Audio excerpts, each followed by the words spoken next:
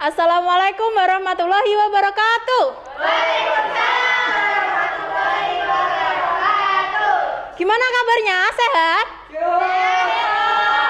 Alhamdulillah. Hari ini Ibu akan mengajarkan tentang teks anekdot. Ibu akan menguatkan materi tentang teks anekdot. Teks anekdot itu cerita yang lucu, tapi di dalamnya itu terkadang teks anekdot mengkritik. Ada kritikan terhadap sesuatu hal.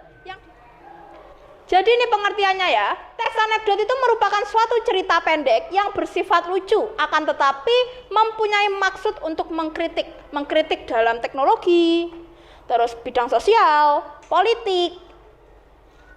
Ada pula juga teks anekdot itu juga merupakan cerita singkat yang lucu dan dapat menghibur, yang mungkin diambil dari pengalaman hidup seseorang. Ciri-ciri dari teks anekdot biasanya menampilkan karakter hewan atau figur manusia. Kemudian lebih mendekati perumpamaan tentang dongeng. Biasanya itu tentang dongeng juga bisa kayak diibaratkan seperti kancil. Itu seperti perumpamaan kayak dongeng gitu ya. Kemudian bersifat humoris. Humoris itu pasti ada dalam teks anekdot. Yang paling bisa diingat-ingat dalam teks anekdot itu pasti ada hal yang lucu.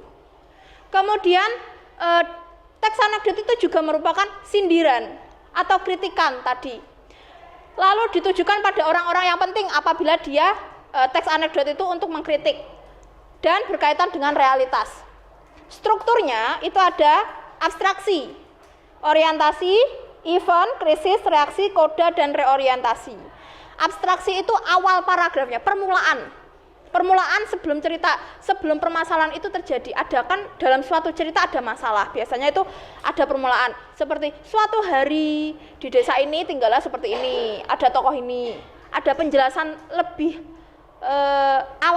lebih awal dulu. Kemudian orientasi, menggambarkan suasana sebelum terjadinya konflik dalam cerita tersebut.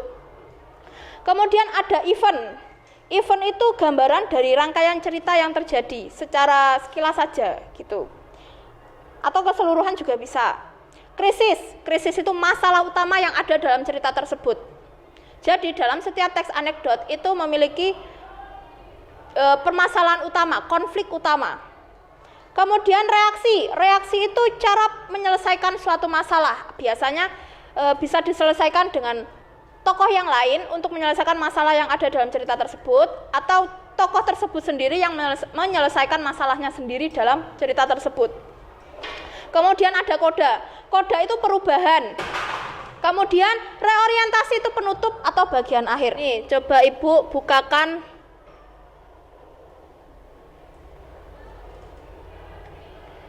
ceritanya.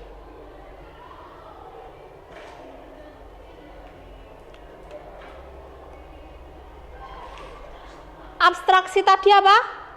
Gambaran awal. Gambaran awal dari cerita tersebut. Gambaran awalnya atau abstraksinya itu ditunjukkan pada ini. Suatu hari ada tukang roti yang lewat di depan rumah. Terus si Enggar itu manggil. Tidak lama kemudian tukang roti tersebut datang menghampiri mereka. Yang duduk santai di depan rumah. Itu abstraksinya. Jadi gambaran awalnya. Kemudian setelah gambaran awal apa? Orientasi, gambaran suasana. Gambaran suasananya yang mana? Itu Bu, lagi duduk santai kita. Ya, lagi duduk santai. Mereka kan sedang bersantai, jadi suasananya itu sebenarnya santai. Saat tukang roti itu datang. Kemudian setelah orientasi ada apa? Event itu rangkaian ceritanya. Rangkaian cerita awalnya itu gimana? Dilihat, Enggar mengucapkan roti apa aja yang ada Bang? Macam-macam Dek. Yang ini roti rasa apa ya Bang? Yang ini coklat dan seterusnya. Setelah event ada apa?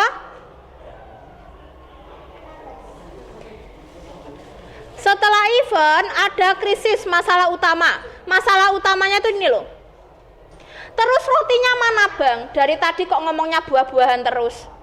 Tadi kan tukang rotinya jawabnya nanas, stroberi. Lah, si Enggar ini nyari roti, tapi yang disampaikan oleh tukang rotinya itu malah buah-buahan. Jadi sebenarnya yang dibodoh itu siapa? Enggar apa tukang rotinya? Tukang rotinya.